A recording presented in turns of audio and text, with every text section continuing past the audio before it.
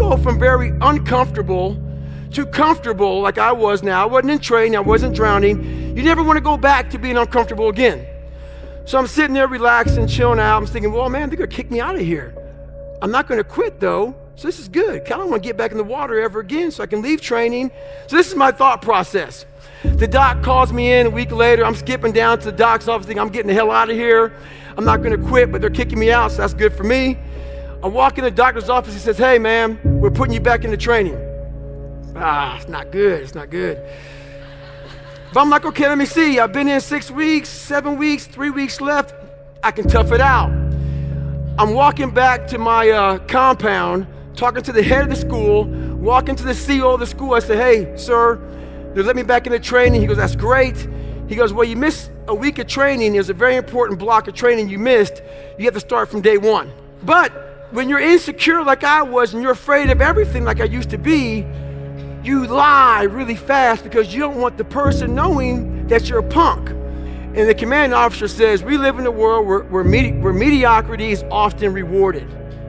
These men detest mediocrity. And I sat there and I had time to reflect back on my life. Being bullied, coming from nothing, learning disability, messed up foundation. Life isn't fair at all, at all. So what are you gonna do about it? I knew that no one was coming back to help me. No one was gonna miracle me to be somebody special. Everybody that called me Nick, my dad, my mom, all my situations were on me now, and solely on me. So I had to start developing an indestructible mental toolbox. So I sat there on that couch and I realized, man, I am a piece of shit. And even though the world helped me get here, my false reality helped me even more. Your best work has to come when you're least motivated. Where does that come from? It comes from basically, I had to stop thinking normal. I had to stop thinking normal. I can no longer be a common man walking around doing common things. But no one taught me this stuff. It wasn't like I had, I paid a trainer to come train me. Jenny Craig didn't come down and miracle my ass. None of this happened. It was on me. And that's what you have to realize. Everything you do, you may have some support, you may not, but it's on you. You have to make the decision whether you want to be a badass or whether you just want to be mediocre and everything's okay. But being a badass hurts real bad. And that's why I didn't want to do it. So over the next 2.5 months, I won't bore you with details. I lost the weight. I went back to the recruiter and I went to Buds, Navy SEAL training. And I was the only person in the history of Navy SEAL training to go through 3 Hell Weeks in 1 year. Hell Week is 130 hours of continuous training, and starts on Sunday, ends on Friday. You might get 2 hours of sleep, and I did all that in 1 year. Why did I do that in 1 year? Cut to the chase again. There was an old crusty commanding officer named Captain Bowen. Captain Bowen was an old Vietnam vet. This was his last tour of duty, and he believed. So over 70 years, this training's been going on. He believed no matter where you were at, you will start from day one if you don't make it through. We are leaving a lot on the table. My book is called Can't Hurt Me. Why is it called Can't Hurt Me? Life isn't fair. We have to understand that. It shouldn't be fair. It's a trial ground, it's a testing ground. It's built to make us harder. It's built to make us as strong as we can, to test us, to drive us. So, mentality is the only thing that gets us through life. I was an underdog. We are all underdogs in life. Even the baddest person in the world should think that way. So you should always have I've never arrived mentality. And the can't hurt me mentality is no matter where you come from, the sewer or wherever you think you're from, when I got out of the sewer, I got to the road and looked around and said, can't hurt me. Nothing should be able to hurt you. If you believe that, it starts to become true. It was honestly, I started shaving my head at a young age, and I lied so much because I wanted everybody to like me. I wanted to be accepted so badly. So whatever you liked, I liked. I mean, I liked it, but just so you like me, that's what I thought about. So over a period of time, looking in that mirror every day, you can't lie to yourself, man. That dirty bathroom mirror that with all that daggone toothpaste scum and whatever on it, it's telling you the truth. It's saying, hey man, you are a jacked up cat. And a lot of us have this voice in our head. We all know that voice in our head that tells us the truth every single day that we try to run away from, that says we're scared of this, let's go this way. It started gnawing at me so horribly bad that it wouldn't allow me to live anymore without facing me. I had to go back in the dungeon. So when I tell my story, I tell it on a very surface level. I had to go down in the dungeon, the sewer where my mind used to be at, and talk to that guy. Because I wanted to live my life in a way that when I died, I was proud of myself.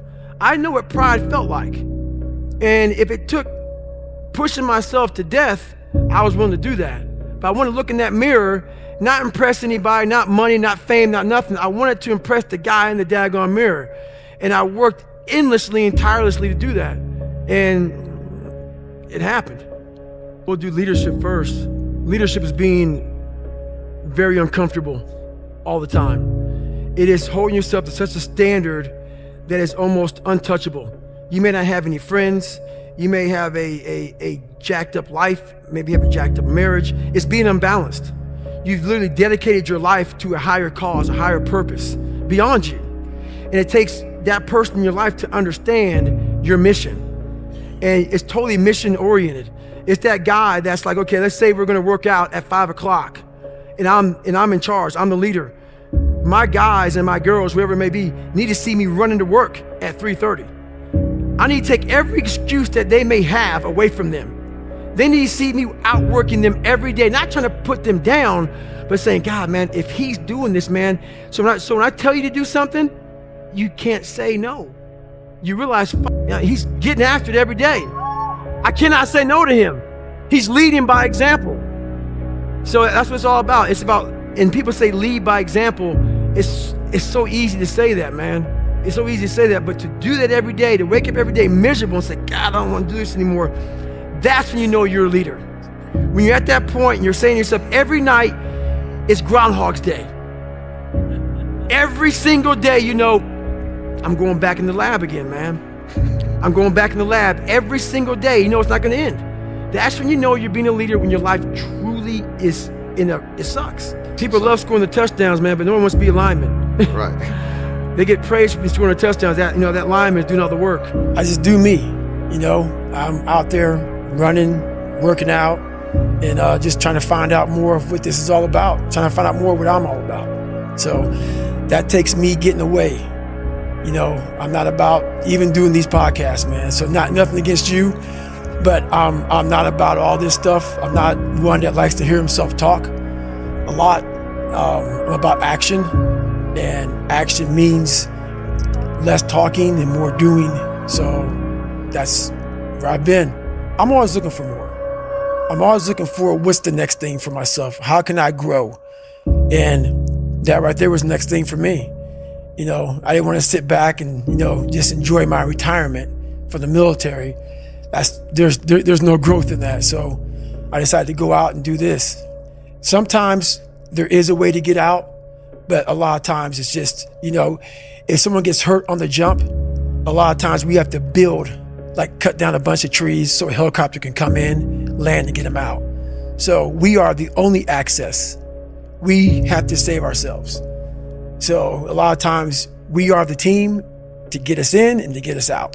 There's a lot of daylight. When I'm out there, man, there's a lot of daylight. In the middle of the summer when it's That's hottest, right. When you've got tons of, right, okay. That's right. So there's not much dark. So you're basically working a lot of hours. So, and then when it gets dark, you're actually working through the nighttime.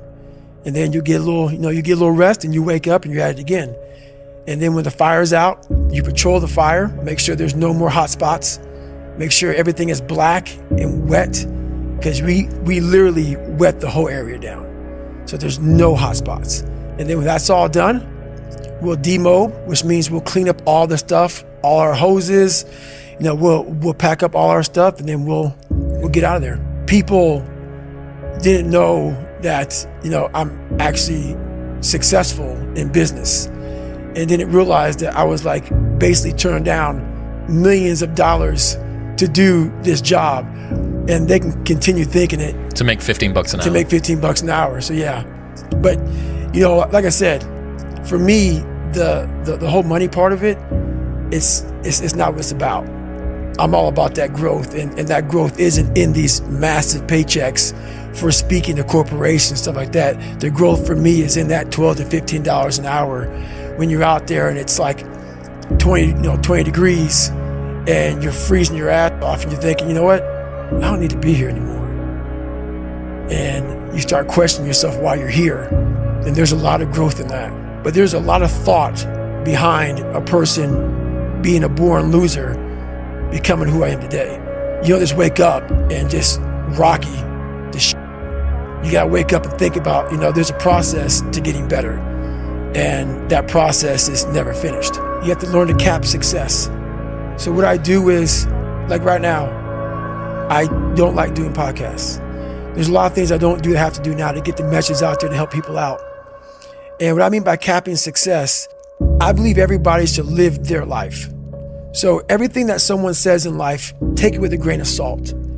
Take what they give and don't be like, oh, David Goggins said this or whoever said this. No, do not take what I say and do exactly what I say. So for me, what makes me who I am, because my mission is very different than yours or anybody else's. I have to go into a situation knowing, okay, I'm a guy who wants to make people better. For people to get better, I have to continuously get better myself. For me to do that, I can't just say, oh, I have this resume. The resume is there forever. I'm good. I have to cap my success, because for me to help people out, I can't just say I did it once and I'm good. I have to continue to reinvent the wheel of the mind and figure out more and more ways for you to pull. Because if I have a cookie cutter message, it may hit 5 people out of 25. You just failed. My message needs to be in a way where I can hit all 25 people. It needs to be broad enough to where all 25 people may not like the message, but they're getting something from it. And that is evolution. You must continue to evolve. And you don't evolve, for me, in my job, unless I cap myself somewhere and say, okay, you made this much money, get back to fucking work. It's time to get back to work. Stop hearing yourself talk, get off the podcast, don't be on social media too much, cut out all the noise, get back to the mental lab, because that's where the knowledge came from. So for me, I must cap myself so I can come back with better, more unique knowledge versus all that cookie cutter knowledge that's out there. That's why people buy the books I have, because it's not cookie cutter. We all have a story. And I believe that we're all teachers. We're all teachers.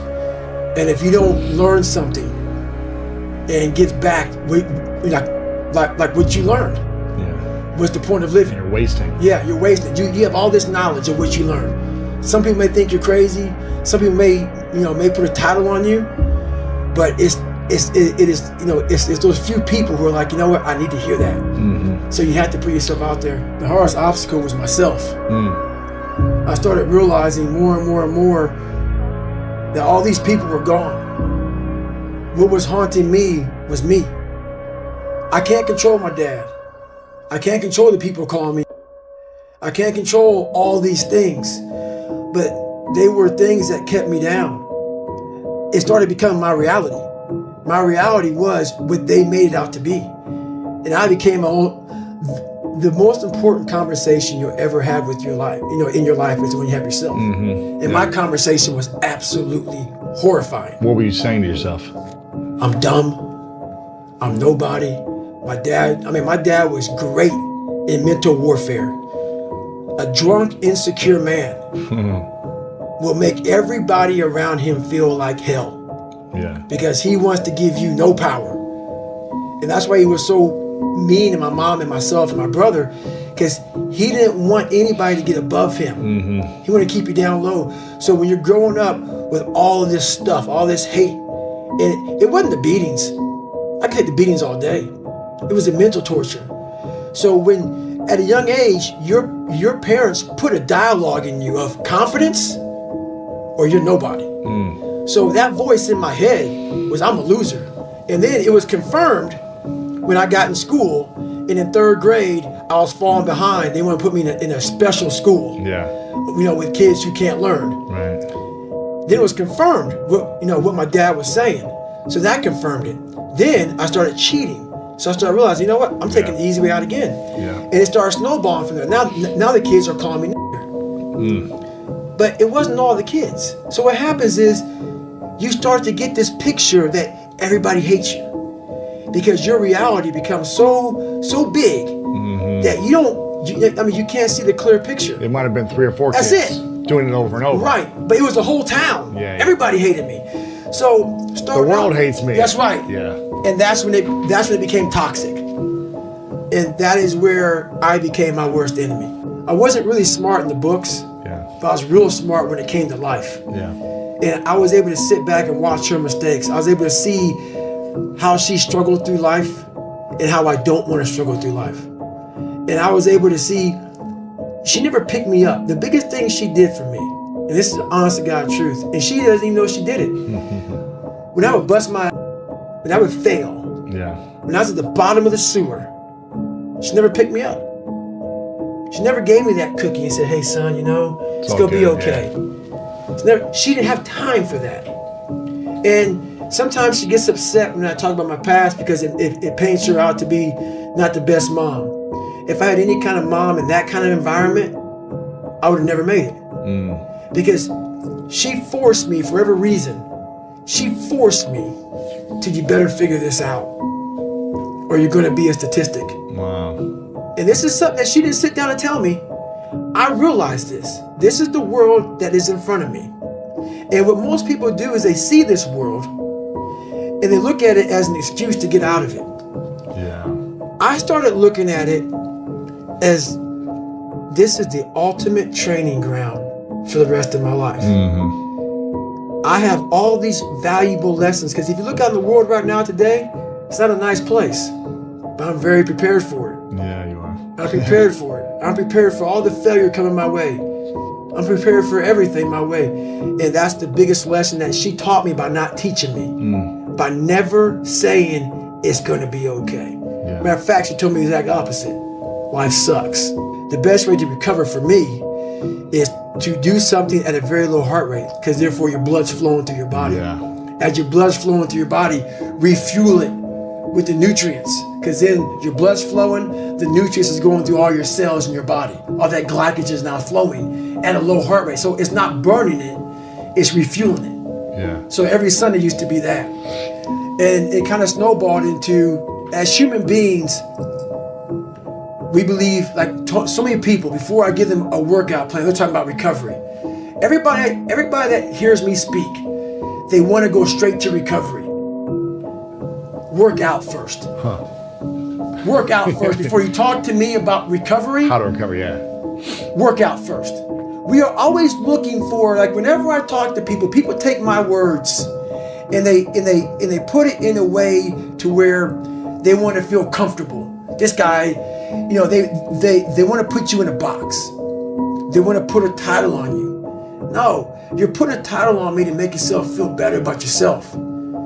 If you read this book of mine and you see where I came from, this person was not built. This person was not made by God. This person was built. I made this person. I made this person by diving into the insecurities that life gave me. Because now they're yours. They're yours to own. If you're not smart, call yourself dumb. It's okay, because you are. But take that not as you put yourself down. If you're fat, call yourself fat. I used to be 300 pounds. We want to talk so soft to ourselves. We're looking for that recovery day. And that recovery day is everything in your life. Everything in your life is a recovery day. We're looking for it. It's not coming. It's not coming. Get over that recovery day. And that's the mentality I took with me. And what happened through that process was all the frivolous things of life started to float away. I used to tell people lies so they would like me. Because I was so insecure. When you start to build yourself up and start to have the one thing that we don't have is confidence. Yep. Real, authentic confidence from hard work. Everything else goes away. You no longer look to other people for your self-esteem. Validation. That's right. You now know. I walk in a room now and I know that hours and years and decades I put into David Goggins. That's something, it's not on the wall. It's not a trophy on the wall. It's not a medal around your neck. It is actually a feeling in your heart. And people go, why don't you ever smile? I don't have to. Yeah, I do have a stoic look on my face. I'm a very focused person. But the feeling I have in my soul and in my heart, that's why I don't need to smile. I don't need to smile. I don't need you to look at me and say, oh my God, you look happy. Because half of us aren't happy. We're giving you something that we think you want to see. I don't do that anymore. I don't care how you perceive David Goggins. Because through my journey, I figured out the one piece I was missing. I thought it was cars. I thought it was women. I thought it was money. I thought it was everything. The one piece I was missing was me having the courage to face myself. And once you do that on a daily basis, it's not about the running. People are going to be, you asked about working out. Where I got my work ethic from was the hours I had to spend learning this. When you sit down and you're not smart, and you have a disability, and you still want to be at the top of your class, I didn't want to just get by. When I realized that I can learn through hard work, and I can beat the valedictorian in school, but I got put in 10 hours more a day than he does. You know what kind of strength comes from that? When you're sitting down, that guy, that valedictorian studied for an hour, and you know, I caught you, and I am dumb. But I have the work ethic to catch you. That's where David Goggins got really invented. Was at a kitchen table with 20 spiral notebooks that were empty. And then 3 months later, they were full. And when you can go through that, I still have them in my storage unit. You go through these spiral notebooks of your life, and you realize this is how I learned. This is unbelievable. There's no miles. It's not about the miles. It's that. Having a discipline every day to say, for me to learn this one math problem, it's gonna take me 10 hours. Wow. And that's where and you realize through hard work, you can outwork anybody, no matter how badass they are. But that's the part people don't want to dive into. It starts with yourself, man. You gotta start diving into those things that you are afraid of. You don't gain confidence by going to the spot that makes you feel good. It's gonna be a false reality. And the second life gives you that challenge, all you wanna do is go back to what made you confidence or what gave you confidence is that happy spot. No, what gives you confidence, what gave me confidence was spending years at a kitchen table trying to learn how to read and write on my own. Realizing I can't learn the way you learn. I can't, but I can learn. What gives you confidence, not being afraid, is overcoming the fear. I used to stutter severely bad. So right now, I don't know how many people are gonna watch this. You know what gives me confidence? Is knowing I no longer care if I sit here and start stuttering to you. That's what gives me confidence, is facing these things, overcoming them. And maybe not overcoming them every day, but facing them and facing them and facing them. Pretty soon like this, you know what, man, this is where it's at. It's not in that comfort zone. It's in the discomfort zone is where my confidence is getting built. That's where it's getting built. But people want an easier answer. There has to be an easier way. There's not. I'm sorry. I searched for it my entire life. I coach a lot of people nowadays, billionaires, who call me on the phone and say, man, I'm still missing something. It's because they did what they were good at. And they have this beautiful family, 2, 3 houses, cars, everything. Has everything in the world. On the outside looking in, like, my God, man, how can you be unhappy? I walk around with the backpack with all my stuff in it, and no car. And I walk around happiest person in the world. Have nothing. Happy as hell. It's because I found out the whole key to life. It's not in all that. You have to face yourself. So many people live to be 100 years old and they die miserable, having everything, because they never examined. I call it my live autopsy. You never examine this. Happiness, peace, enlightenment, it's all up here, man. It's all up here. We all have different things in our life that have scarred us. We want to act like those scars don't exist. So those scars, like, you know, if you go out and you get cut, that scar is going to be there on your arm. You can go down and look at that cut and say, oh, or that scar and say, oh, that happened from, I was in the kitchen, or what happened. We have the same thing on our brain. I have all these scars on my brain from growing up, from, being abused, from suffering through life, from having a learning disability, from stuttering, from having just a really bad childhood. And so all those memories, I had to cut open that scar and go into it. And that was a hard process for me to do. Not only was that a hard process for me to do, for me to have the courage to share that with people, because I'm the so-called toughest man on the planet. So they think. So for me to break open that shell and tell people, hey, that wasn't always me. It's hard to do, it's hard to do. So it was a tough process. Throughout this journey, I started becoming this new person. I started creating this new person. People started seeing me as this amazing superhero. In the back of my mind, I knew the real story. And I was like, man, one day you have to really share it. I'm like, man, but do you have the courage? It's great to live right here. I've established this. People think you're great. Just stay here. Don't go back. Let's not go back.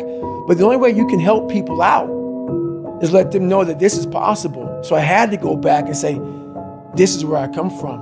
Yeah. And where I come from is hell. It happened when I could never get over the hump. I kept on feeling like I was getting over the hump.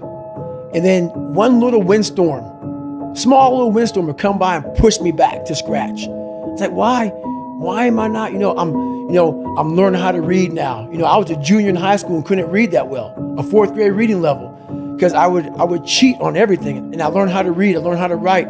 I taught myself all these things, all these disciplines. But whenever the first real big challenge would come, that little windstorm would push me back in the hole. And I realized, man, I'm fixing stuff on a surface level. I'm all surface, man. I'm not going deep into the cellar of my mind and fixing the foundation of my soul. My soul is broken. But I knew I could fix it, but I was afraid to go back. I was afraid to face the demons of my life, because you start lying. You want anybody knowing this about you. So you start lying about who you're not and start creating a person about who you want to be, but it's not who you are. So that's when I started realizing, man, I'm never going to get over the hurdle. I'm always going to live on a surface level until I go deep into the sewer of my mind to figure out and face all of these different demons. That's hard. It's hard. We all like social media. We all like everybody to see us for who we want to be. That's why we post beautiful things about us. That's not going to fix you. This haunting voice in my head kept on saying, man, we got to go back. The only way we can go forward is to go all the way back. And that's very scary to do for everybody. Yeah. But the only way you're going to fix yourself is to go all the way back to the beginning, to your childhood, because that's where everything starts. So one big thing is the accountability mirror. You have to start with yourself. So what happened in my life was we start to get, I call it like the rucksack. A rucksack is a pack that you carry in the military and you put all your stuff in it. Your radios, your food, your water, all that stuff you have to carry in the military. That's your rucksack. It's a backpack pretty much. As you're growing up, we all have a backpack. Most of ours, hopefully, is empty, and what we put in it is all the crap we go through in life. That's what is in the backpack for the civilians, and we carry it around with us. So what you have to start doing is realizing that no matter where you're at in life, I got called nigger a lot.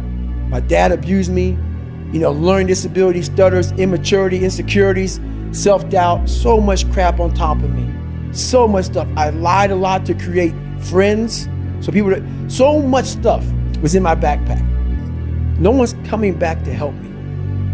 So it starts with that person in that mirror. You have to realize you are on your own now. And whatever else you believe in, I don't care what you believe in, but on earth, it's a very lonely journey. And it starts with the accountability mirror of looking at saying, hey, my dad who beat the hell out of me is not coming back. All these things are coming back. I have to face myself. And you have to own all those things that people may have done to you. Now it's yours. You got to own it. And it's yours now to fix the problems that people did to you. It makes no sense. It's not fair. I get it. But if you live in that woe is me mentality of guess what? My dad did this to me. My mom did this to me. People who bullied did this to me. You're going to always live right there. You have to figure out ways to move forward because you're not coming back. You don't want to break open that callus, that scar in your mind. You don't want to break, you have to break it open, let that blood flow. You have to let blood flow in your brain. You have to let all that stuff flow out. All that toxic stuff that you have trapped in there has to start flowing out now. So, like you said, you are doing this to yourself. Yes, people may have helped you get there, but it's now on you. That's a painful truth, though. It's a painful truth. Painful truth. Like all those people in high school and everything else, they don't know how you're going to end up. So you got to make sure that you constantly are rewriting your book. You have to constantly rewrite your book every day of your life. And these aren't just words I say. This is how I have to live. Like, these are conversations I have with myself. And I say it everywhere I go. The most important conversation when you have with yourself. Yes. You live with it every single day. But most of our conversations are not the right ones. They're not the ones that are going to push us to the place we need to go. They're the ones that are going to keep us sitting in that toxic environment that you've helped create and everybody else helped create, and you just live in it. You live in that muck, and that conversation just plays in your head, and that becomes you. We live in a world now that's so kind. We find the kind way around everything. Like, if you don't look good, I have to find a kind way of saying, I don't like your shirt. Right. That's not the approach. If that's the approach you're looking for, that book is not for you. Can't Hurt Me is not for you. The approach you have to take, at least I took, you take whatever approach you want. The conversation had to be a real, honest conversation. In the accountability mirror, guess what? I was fat. Don't find a kind word to say that, you know what, I've gained some weight. No, you're fat. When I couldn't read, not like, hey, you have a learning disability. No, I cannot read. I have a 4th grade reading level, I'm struggling, and sometimes I call myself stupid. Not in a way to put myself down. So don't take it like, my God, those are so hurtful. Yeah, they're hurtful, dishonest. The conversation has to become an honest conversation of where you're at mentally. Where am I at mentally? I look like shit. I feel like shit. I'm falling behind in school. I'm lazy. My house is a mess. You have to look at what it is and call it what it is. Don't find words to make yourself feel better, because so we hang around people that make us feel better, that tell us what we want to hear, not what we need to hear. And so we stay away from those people. And we stay away from those people, like our internal dialogue becomes that kind, it's okay. It's not okay. So that's where it starts. It starts with that accountability of, it's not okay anymore. This can no longer be okay. And calling yourself out for exactly what you are and exactly how you need to fix it. That's where it starts. There was no driven message with me trying to prove people wrong or whatever. It was 100% by me wanting to own my life.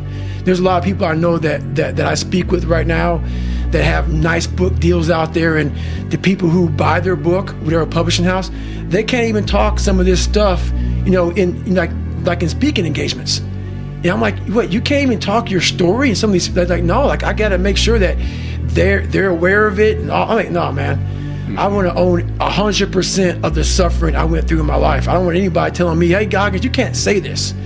I would lose my shit. What, I suffered this badly, and you gonna tell me I can't say this? There've been all kind of problems with that one. Uh-huh. So I made sure that I wanted to own all of Can't Hurt Me and own all of my own life story. So that's what it really is all about. Well, looking in the mirror at yourself, because I did a really good job by creating this guy I am now. So I can just go by and just live by this guy here. This is who I am. It's a big division, because when I talk to people, like, I see where I'm at today, but I know where I come from.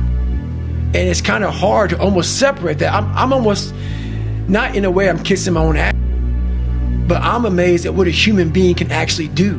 So when I start talking to myself in the third person, it's strictly because I know that I literally made this human being out of just like a whole bunch of scraps. Mm-hmm. And I wasn't, I wasn't a mechanic.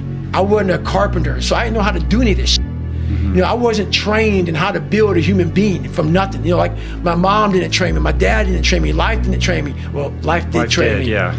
Life did train me, correction. And I started putting this scrap metal together. I'm like, I wonder what the fuck's gonna happen. You know, the first year I tried to do it was all and after a while, I started learning more and more and more through pain and suffering. I started learning so much about stuff. Before I knew it, man, I built this beautiful car. And I'm like, how the did I do that? And I knew how, and I know how to do it because I have all the tools. Through all the failure I went through trying to build this person who's Goggins. The one thing that made me who I am today is being vulnerable. It's breaking myself down to the absolute rock bottom and being able to tell people who I am. And that's how I fixed it. Literally, being able to look somebody in the eye and say, you know what, man, I have a whole bunch of character problems, character flaws. I've lied about this. I've cheated here. I'm insecure here. This isn't the real me. I lied to you about that. I wanted your acceptance in life. All those things happen, but the thing about it is that we get judged so quickly by who we are. We don't know. We don't go to where it happened. You know, life created this person, me. Life created me to be this person that I was back in the day. And I had to realize, man, that's okay, man. It's not my fault. Now I gotta go back and fix this shit though. Mm-hmm. So a lot of this isn't your fault, why you do some things you do, why you feel the way you feel. But no one's coming back to save your ass. You have to go back to where the shit started, wherever that place is for everybody, and have the courage to go back there and start fixing what broke you. When you come from a small town, and you come from a place that a lot of people don't want to come out of it and get out of it, and all you want to do is become somebody, when you have small town mentality is a real mentality. You've got to be able to get out and let your mind see open-mindedness.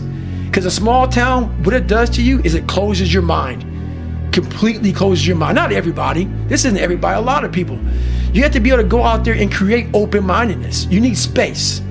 You need space to see the world. Like a lot of racism, a lot of ignorance in the world, it comes from people not being out and seeing other things, seeing other people, seeing all kind of shit. That's why we judge so harshly, because our minds are so closed to the reality of life, period. Have you been back to Brazil? I went back to Brazil a couple times, and I have nothing wrong with Brazil. Because once again, another thing about growth is you can't hold on to hate.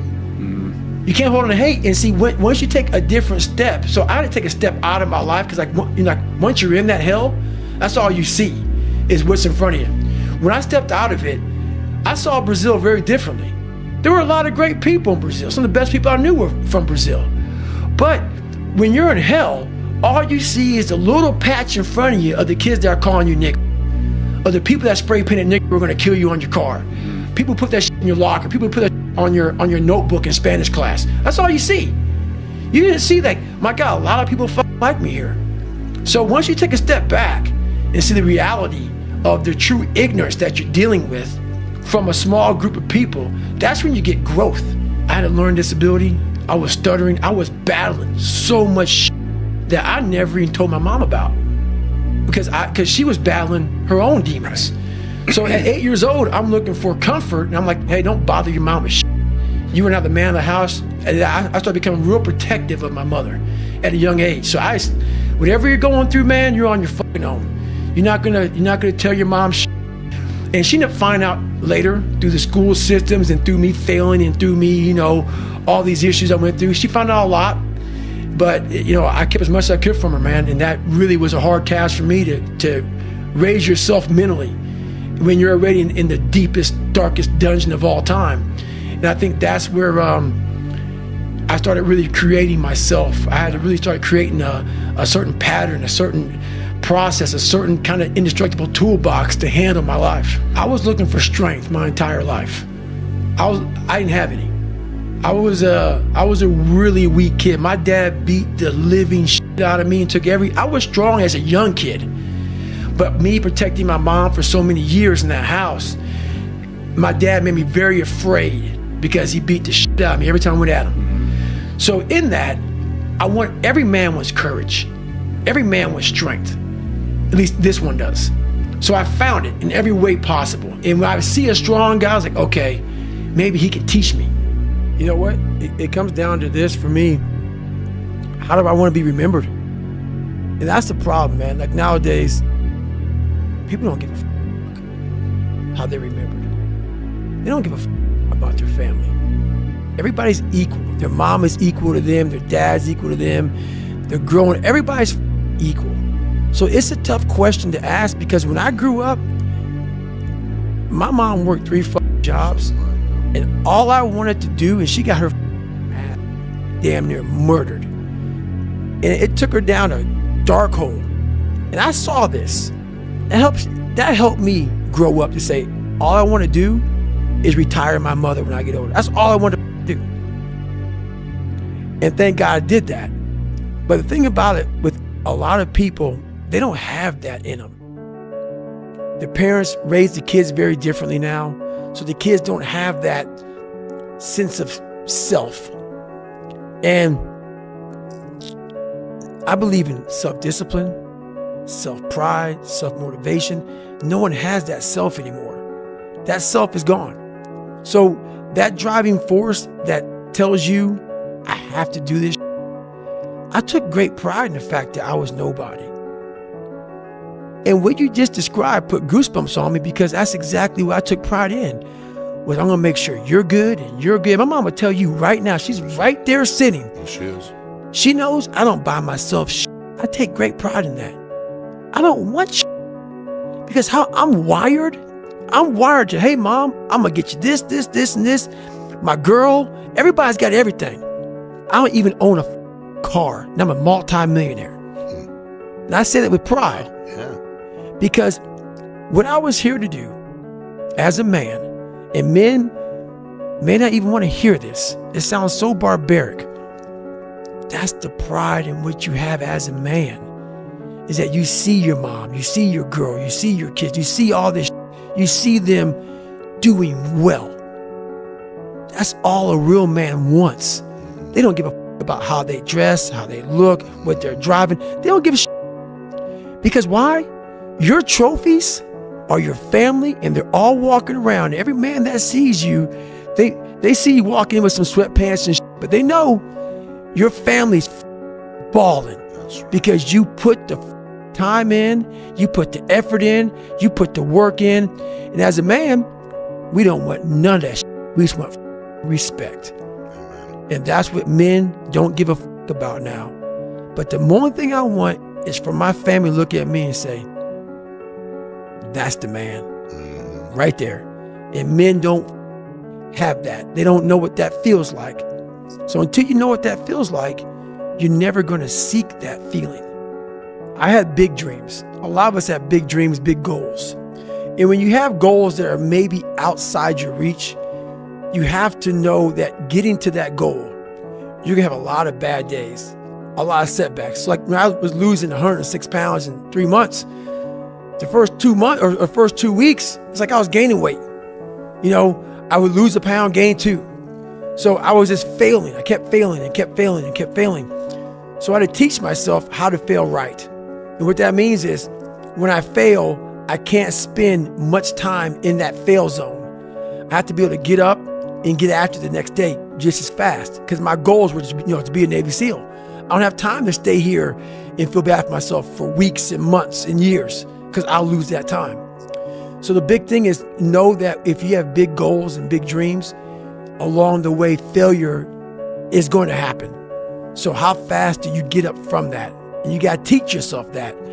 But the biggest key to success in anything you do is you got to have an unlimited supply of you. This drive and passion, and it may come from nothing. Like for me, there was no passion, no drive, no nothing. But I had this fire that I'm going to be somebody. And it has to be there, because on all those bad days and all those days you don't want to do you have to be your own motivator, your own coach, your own trainer, your own everything. So to do that, you have to come into work, and work is whatever your work may be, ready to go. And what that means is you may have failed miserably yesterday, but you come to work like, people like, man, you just lost everything.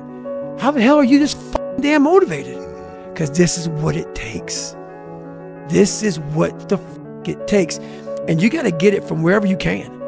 Whether you make up this illusion of your life, or this false reality that gets you motivated, whatever gets you motivated, it's got to be here at the tip of your brain at all times. Because in those dark moments, you gotta pull it out. So that's the big thing for me, man. I was always fired up at all times. There's people in these different, programs that do it for 30 days. Correct. And there's a lot of programs that are 30 days. And 30-day programs are good, but it's kind of a hack. Because while they say it takes 3 weeks to develop a habit or it's always this hacky shit. I'm gonna tell you right now, 30 days ain't gonna do shit for you. The permanent, you wanna make it permanent. Permanent, you start talking about a year, 18 months, 2 years, that's a sacrifice. And when you commit yourself to something for a year, you're not gonna say, oh, I'm gonna let that go. Because in your mind, you have it clear as day. That year took a lot out of me. That year built me. That year started to scrape away all that scar tissue, start to clean me up. 30 days doesn't clean shit up. 30 days just kind of covers up, put a blanket over it. It's like putting a rug over it. A year, it cleans you up nicely, man. Whatever your problem is, if you can dedicate yourself for a year to something, you can be a changed person. My first question was, okay, what are you willing to give up? What are you willing to sacrifice? What are you willing to forgo? Because a lot of people, like this guy came in one time, I was a trainer. And he goes, man, I can stop doing anything but my frappuccinos. I go, leave. Because I'm looking for that person like me. People, it's hard for people to understand how I lost 106 pounds in less than 3 months. I sat down at the table and I said to myself, what are you willing to give up? Everything. And when people come to me with that kind of mindset, I can work with you. When you are willing to strip yourself down to nothing and give everything, that's who I want to work with. Because now I can mold you into exactly who you want to be. When you put these restrictions up, and that's why my first question is, how bad do you want this? If it's as bad as you want to live or breathe or sleep, whatever the hell it may be, I can work with you. But a lot of people, most people don't want it that badly, which is why they always ask the question, man, how did you get to where you are? You know how to do it. You know exactly how to be you or how to be me. You don't want to do it. So I can't make you do it. And nor do I have the time or energy to force you into that place that I know you have to be to do it. There's no luck in this game, man. It may be a little bit of luck, but the luck happens after you bust your ass and you put yourself in that lucky situation. Luck doesn't happen. You put yourself in that situation where luck might happen. And that's what people don't know. But to get there, luck ain't gonna happen. You have to put yourself in that situation, man. It takes a lot of work. People cap themselves. They look at somebody and because their mind can't imagine it, they then start talking shit. He has to be doing this, or he has to be doing that. There has to be some trick. There has to be some potion. This is bull. No, it's because you cannot allow your mind to open up for the possibility of it can be done, which is why you being people are where they are today. Because you shackled your mind to have limits. And everybody has a limit, but find it first. You got a limit? I haven't found it yet. I don't think you have. I haven't found it yet. It's pretty crazy. It's crazy. I I haven't found it yet. I find it at times, but what happens is I then figure out how to get around it, through it, above it, climb over it. So those limits, I'm always, that's what I said, I taught myself how to fail. I'm always skirting on that like limit of like, okay, I'm there. Okay, I failed. But I was right there. What did I miss? What did I miss? Oh, that's what I fucking missed. And then it happens. People get hurt by these people. I love them. You're telling me every day, because I used to be a weak motherfucker too. You're showing me every day who you are. You 23 million people. You're watching me, but you don't want to admit you're watching me. This is great. I know exactly who you are. So while they want to come on, some of them want to come on and offend me, but you gotta see what's up with Goggins. You gotta see what's up with him. Must see TV. So you gotta watch it. So that's amazing. I don't even know who the you are. First of all, if maybe you took your life more serious, lose some weight versus trying to imitate David Goggins. First thing, but second thing is, where you going? What do you want to do with your life, bro? Like you saw David Goggins, and because now you want some followers, I'm going to imitate David Goggins, and I'm going to be a big old fat white dude. That's right. That runs and spills a bunch of shit. While it may be funny, where the you going? You look like late 20s, early 30s. Yeah. Where the are you going, bro? Not very long or Like, far. life right now needs to really be kicking you in the back of the head saying, look, man, our time frame is done. Because what people don't get about life is up until you're about 30, you know what you're doing. You're kind of just scrambling around unless you have good direction. Then you might figure it out from 30 to 50 something, maybe 60. And then the back half of your life, you're so 2/3 of your life, you suck. So the more you fuck up that middle part, from 30 to 50, 40 to 60 ish, you only got about good 25 years of like, man, I'm killing it out here. People don't get that. So you're fucking around out here, running around your shirt off, and you're in that window now of like, you're starting to waste time, bro. You're starting to waste time. My military career was everything for me. Yeah. And I won't go too deep into it. Yeah.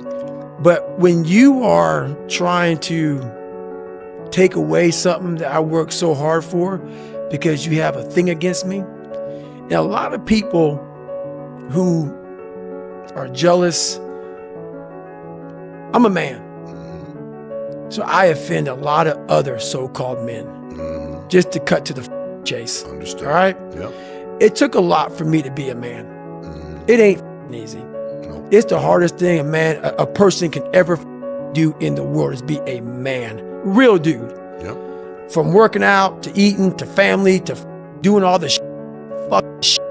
You ain't happy a lot. Correct. A lot. True. So all this shit, people want to talk about, oh man, I ain't happy a lot. All right? I ain't supposed to be. So when you live that way, and people know you ain't lying, and they saw the work you put in, it makes a motherfucker feel alpha. It makes the alpha feel a little bit weird around you. So after a while, when you exceed the standards of the military, exceed the standards of Navy SEALs, and you're constantly going to this direction, you're some fat, dumb black dude couldn't swim. Now you exceeding the standard, starts to rub some people the wrong way. And I would tell people about it. Not like talking shit to them, but we gotta be better. Like I talked to that ranger back there. Yep. Sure did. It's who the we are, man. That's what we right. gotta do. So when you try to take that from me, I don't care who likes me. I'm going to attack you head on. You're gonna see my face. I'm not gonna cower. I'm gonna call you the out. I'm gonna bring my shit because I earned that. So that's one thing as a man. That's what sucks as a man. You know how nervous that was for me to sit back and know I'm gonna possibly have a whole community coming at me. Think about it. I'm one dude. Yeah. And I'm attacking a whole bunch of motherfuckers. That's why it's easier just to shut the fuck up. Just quietly go away. I sat back for months and said, man, I gotta do this. And I went through everything. I know this is gonna come with it, this is gonna come with it, this is gonna come with it, but I'll be able to sleep at night as a man. And that's what came of that. You know, he ran his mouth, he lied. Yeah. And I said, well, I guess I gotta do this now. It's time. It's time. A real person, a real alpha, a real go-getter, they ain't saying shit about nobody. Correct. That's why you will never, ever hear me dropping somebody's name, running my mouth about somebody. I don't know what you went through. I don't know what you're going through. I didn't wear the shoes you wore when you were a kid. I didn't grow up in your f***ed up house. I didn't have your f***ed up family. I don't know shit about you. So guess what I do? Shut the f*** up. Because real men don't say shit. Because first of all, we're too busy trying to grind and be better. Correct. Second of all, unless we know what we know, we shut our mouths. But nowadays, there's not many real men who live by that creed of like, you know, if you're on social media running your mouth and you're just a. Correct. You're honestly, and that's not me trying to be some after school special. You really are. Real men ain't doing it. Real men don't care about that gossipy bullshit. Get to work, man.